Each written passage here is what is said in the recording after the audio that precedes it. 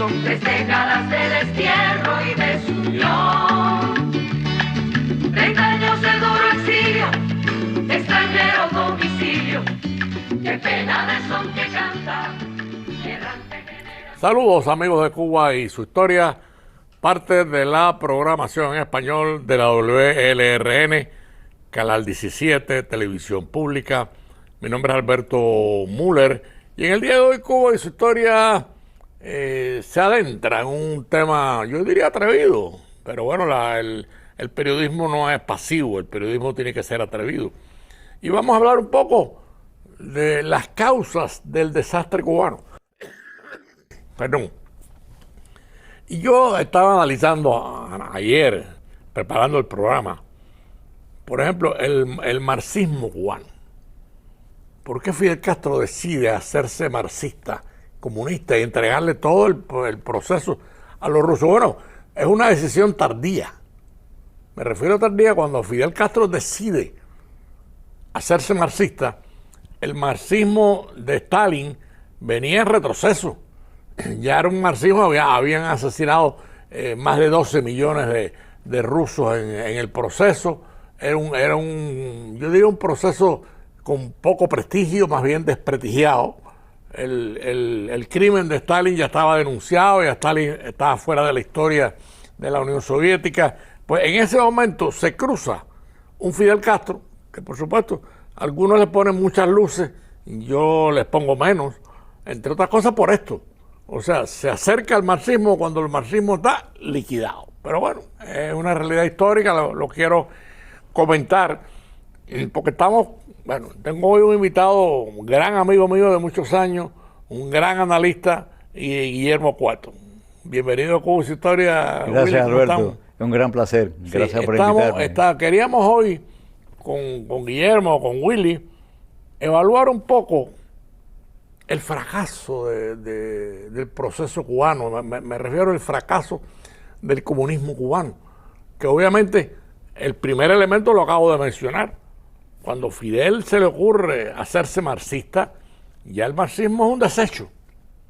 Ya Stalin está fuera del partido, ya Stalin está criticado por toda la intelectualidad europea y del mundo por sus crímenes. Entonces, Cuba decide, y ahí surgen algunos elementos. Por ejemplo, Ramiro Valdés, que era un hombre sin ninguna cultura. Fidel lo manda a Berlín con la Stasi a prepararse para reprimir al pueblo y lo convierte en asesino. O sea, estamos hablando de cosas históricas, no estamos inventando ni exagerando nada. O sea, Ramiro Valdés, que acaba de morir, un hombre que se debate entre la ignorancia, de pronto se convierte en ministro de Seguridad del Estado cubano y es un hombre que no tiene ninguna formación. La formación se la da la Stasi y la seguridad checoslovaca, que son las dos agencias que lo formaron, lo prepararon para torturar, para reprimir y para matar. Y ahí sale Ramiro Valdés. Pero bueno, vamos a concentrarnos en el tema cubano, Willy. Hoy tenemos en Cuba un país fracasado. No es fácil hacer fracasar un país como el castrismo ha hecho fracasar a Cuba. Cuba está colapsada hoy por todos los aspectos, por todos los rincones. No hay un lugar que tú puedas decir, bueno, por lo menos tienen la industria azucarera en pie. No la tienen en pie. Por lo menos tienen educación. Casi todas las escuelas de Cuba están cerradas hoy por hoy. O sea, en Cuba no hay clases, sí, porque no hay maestros. Tienen agua, no, tampoco tienen agua. Sí. O sea, cuando tú analizas el cuadro de colapso cubano, es un cuadro profundamente triste, o sea, profundamente triste. Y háblanos un poco de esa situación, que tú la has vivido, tú la has seguido, tú la has tenido que analizar y que la conoces igual que nosotros, ¿no? Como no, yo la definiría como una crisis integral, un colapso integral, porque es multifacético, multidisciplinario, es totalmente, abarca todas las gamas de lo que es una nación, tanto desde el punto de vista ideológico, que no hay ideología en Cuba, como cultural, como histórico. Se han violado todos los denominadores que se pueden utilizar para definir. Todos los cánones posibles. Sí, todos los cánones posibles, exacto, porque no hay nada que Cuba haya hecho tradicionalmente. Es un caso sui generis, es un caso, una fusión híbrida de una serie de componentes híbridos. Una buena observación. Como tú decías, hay injerencia, primero que nada, en la figura de Fidel Castro, un individuo súper narcisista, egocentrista, un problema. Conocemos la historia de él en Belén, los problemas tan grandes que tenía en Belén, los problemas de la juventud, cómo él se desarrolla en su adolescencia, etcétera, antes de ir a Belén, después los problemas en la universidad. Era un individuo que pasó por una serie de conflictos personales, psicológicos, que yo creo que lo marcaron. Sí. Porque toda la persona está marcada por cosas buenas, por cosas malas, pero este era un individuo totalmente híbrido, de nuevo, y marcado por una serie de dicotomías y de contradicciones increíbles que lo pusieron en contradicción, inclusive en contra de Raúl, su hermano, porque había diferencia de todo, diferencia de paternidad, diferencia de hasta inclusive en la morfología de ellos, en la cuestión física de ellos. Uno era pues más fuerte, exacto, y Raúl siempre fue un individuo débil. Pero fíjate débil. Qué interesante, perdona que te interrumpa, Willy. Fíjate qué interesante, porque tú lo estás poniendo la llaga sangrante. Fidel logra preparar a Ramiro Valdés. Sí. ¿Qué es lo que prepara? A un asesino. Sí. Se pasó su vida torturando y matando. Fidel prepara a Raúl, su hermano, que con toda la diferencia que había de personalidades, responde a Fidel. Sí. ¿Qué es lo que ha hecho Raúl toda su vida? Matar. Asesinar. Sí, claro, sí. Asesinar, torturar y fusilar. Sí. Fusilaba en masa en Oriente. Entonces, qué curioso que el producto que deja Fidel Castro en la historia de Cuba sea todo un fracaso sangriento, lo digo con la palabra gráfica más, más fuerte. Es correcto, ¿no? Sí. Pero es así. Sí. Yo creo, Alberto, que aparte de lo que hablamos de su psíquica, o sea, su complejidad y contradicciones psicológicas que fueron y toda su vida existentes y prevalentes, yo creo que ahí había una mano que fue dirigiendo a Fidel Castro. Porque fíjate, lo que tú dices es muy interesante, que el producto es el mismo, el crimen, los asesinatos y las torturas y la maldad. No hay nada constructivo. Cruenta, incruenta, sí. Pero fíjate que es interesante que Ramiro está formado, como tú dices, por ejemplo, por la Stasi. Raúl está formado por la KGB, porque Raúl es reclutado por la KGB en Moscú. Entonces, eso tiene que haber una manipulación. Por ejemplo, cuando van a México, la casualidad que está un individuo, Bayo, el general Bayo, que lo entrena en la cuestión de guerra de guerrilla. El Che ya estaba totalmente adoctrinado. Pero qué bueno que mencionas el Che. Sí. Porque si tú analizas el famoso viaje del Che por América Latina, visitando hospitales, ocupándose de los pobres, el Che no había tenido todavía ninguna incidencia política. Cuando se empata en México con Fidel Castro, sale asesino de México. Sí. La mano de atrás, la mano invisible. Yo veo una mano invisible que no es una metáfora o no es una metáfora. Es una realidad práctica, operativa. O sea, yo pienso de que hubo una mano que manipuló, una mano superior, muy capacitada y con mucho poder, que manipuló todo esto, hizo la ecuación malévola que resultó Fidel Castro y la historia que después... Bueno, yo creo que ahí entra la inteligencia soviética. Sí, no, definitivamente, a eso me refiero, que había una mano Había también, acuérdate, la Stasi, la KGB, la GRU, todos esos componentes funcionaban interactivos.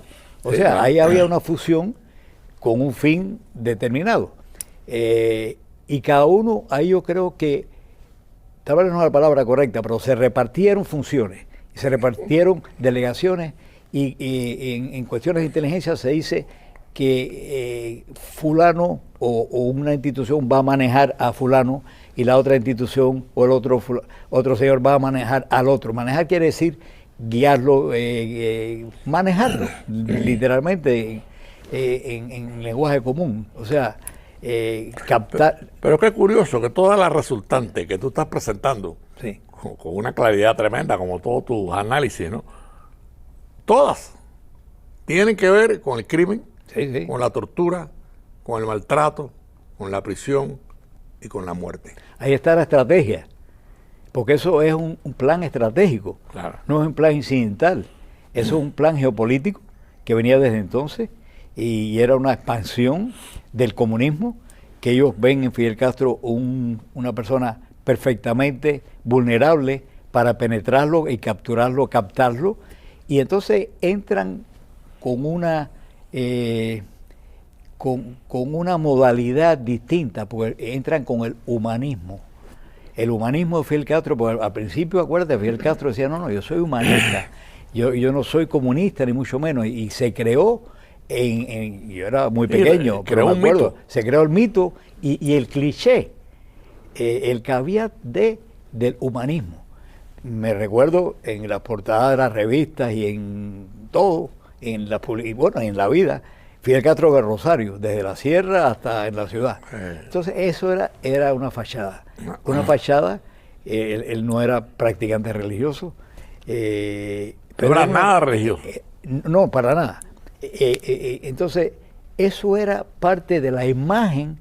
Dicen, hay una cosa que se dice visual thinking, lo que tú ves va a tu cerebro y lo capta. Y eso es una ciencia que se utiliza en la captación de los pueblos, en la captación de las sociedades, en la captación de las comunidades, etcétera. Es una metodología psicológica que se utiliza.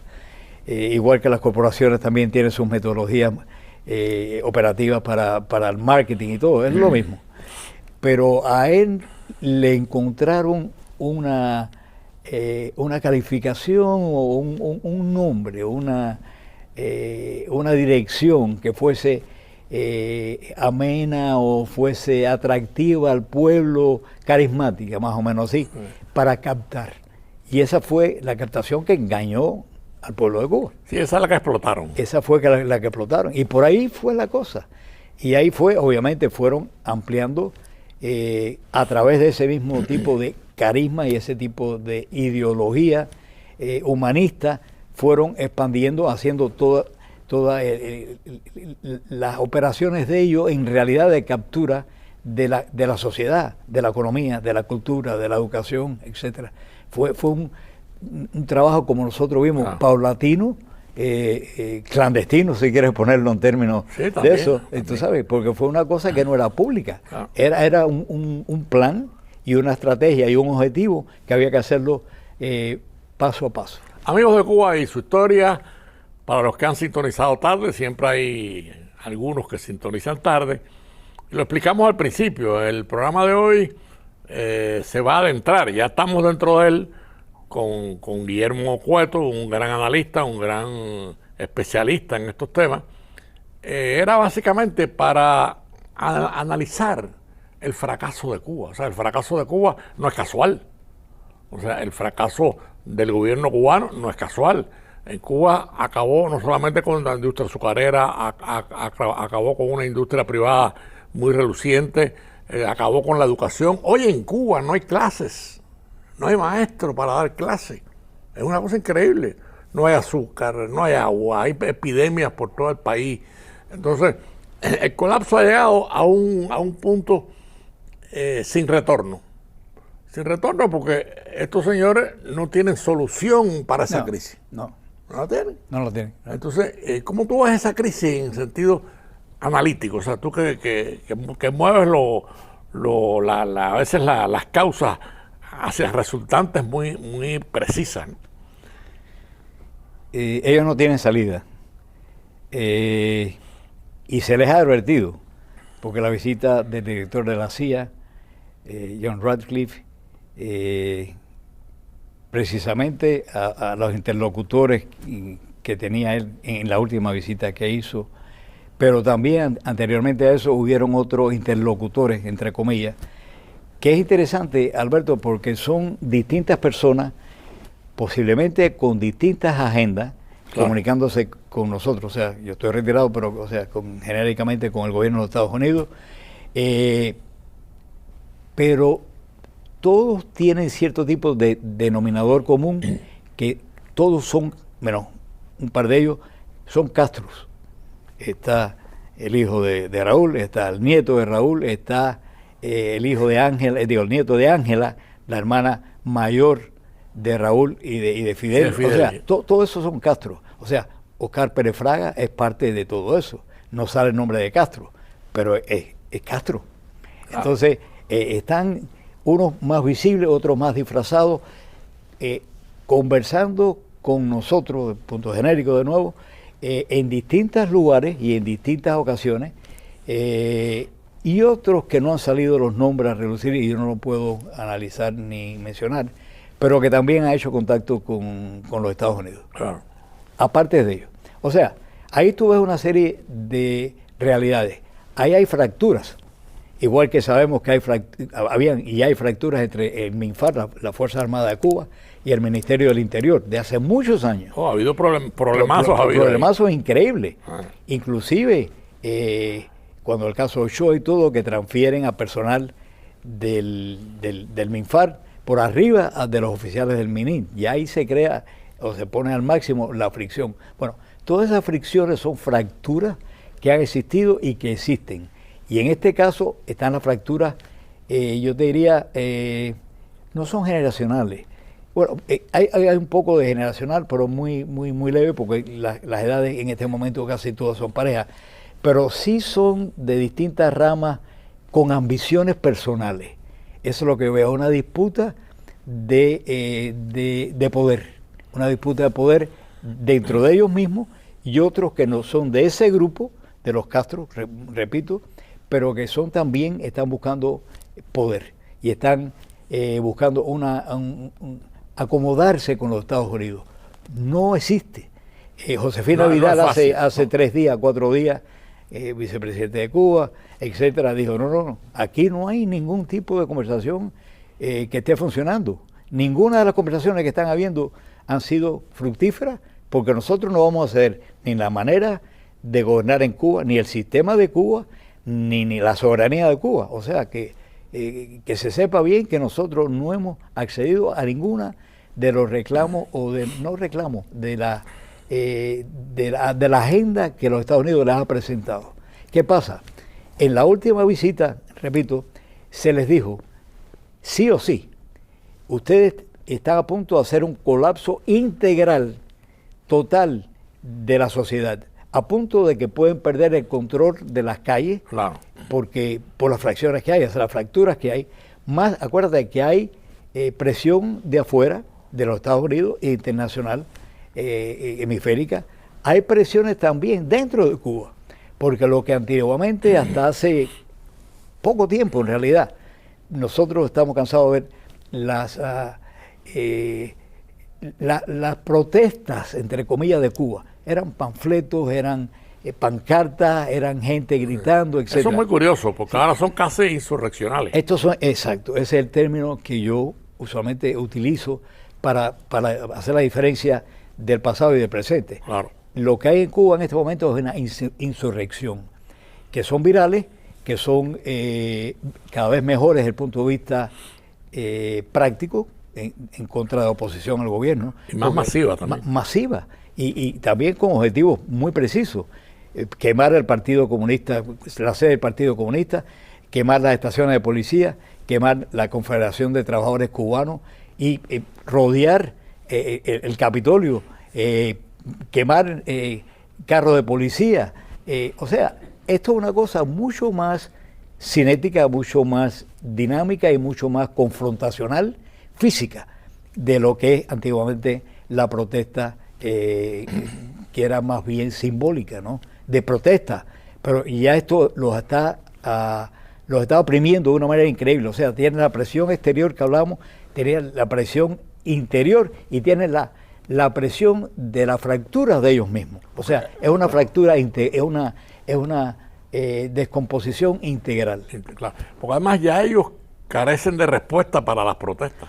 Correcto, no tienen protesta, les digo, no tienen ningún tipo de respuesta para nada, no lo tienen, porque ellos mismos no tienen respuesta para ellos mismos. O sea, no hay integridad en cuanto a la fusión entre ellos mismos, no que tengan integridad, sino me refiero a la fusión interactiva entre ellos mismos, no existe, no hay cohesión. Y ahí puede pasar cualquier cosa. Puede pasar que lo que los Estados Unidos no quiere una implosión donde se pierda el control de la población, porque ahí va a ser una guerra civil prácticamente, más la necesidad de cierto tipo de presencia militar más específica de los Estados Unidos dentro de Cuba. Y ahí hay una serie de modalidades. ¿Cómo se puede? Perdón, y el último punto es la gran posibilidad de que haya un éxodo masivo, que Mariel es una cosa pequeña con lo que se espera los analistas en lo que podría ser una emigración masiva de Cuba, y estamos hablando, en Mariel fueron 125.000, la potencialidad de una migración en un colapso integral dentro de Cuba, que se pierda el control nacional, estás hablando de 500.000 para arriba de migrantes. Pero eso hay que evitarlo. Sí, de acuerdo, ahí está la cuestión, por eso se le ha dicho a ellos, no pueden llegar, y ya estamos en la época que se le ha dicho a elel, no puede llegar a este punto, en que ya casi están, ¿entiendes? Claro.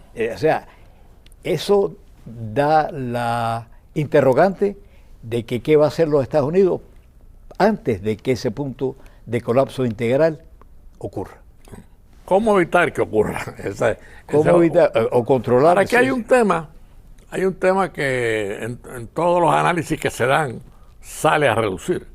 O sea, la comparación con el caso de Venezuela y la captura de Maduro y el enjuiciamiento de Raúl Castro, que podría producir también una captura, porque estaba pendiente de juicio en Estados Unidos, en la Florida precisamente. Claro. Entonces, eso algunos lo ven como una posibilidad de frenar el colapso, la anarquía, el movimiento migratorio.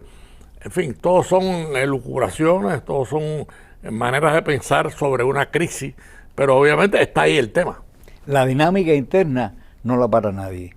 No es una cuestión externa de que tú sabes, inclusive la extracción hipotética de Raúl Castro, que no lo veo que fuese así. Yo creo que podrían haber otro tipo de operaciones internas que serían menos, menos dramáticas desde el punto de vista.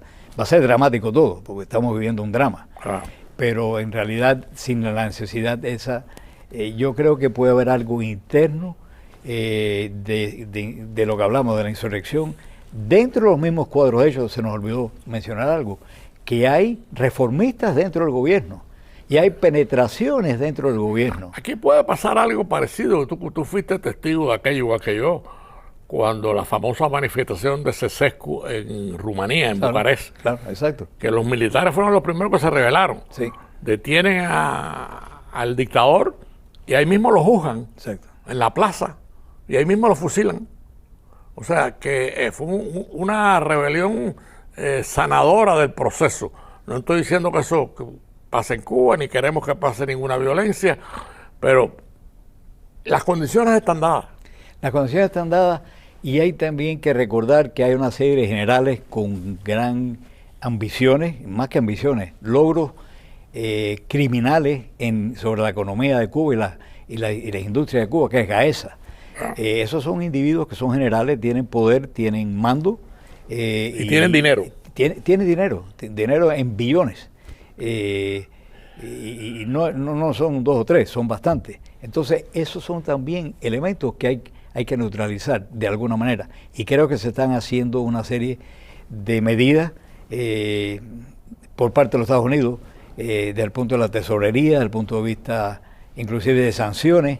Es importante que recordemos que todos estos individuos, desde el momento que se hizo las sanciones a Maduro y a todos los componentes del cartel de los soles y los que lo ayudasen, ya Cuba de por sí fue denominada como una organización, apoyo al terrorismo, una nación de apoyo al terrorismo.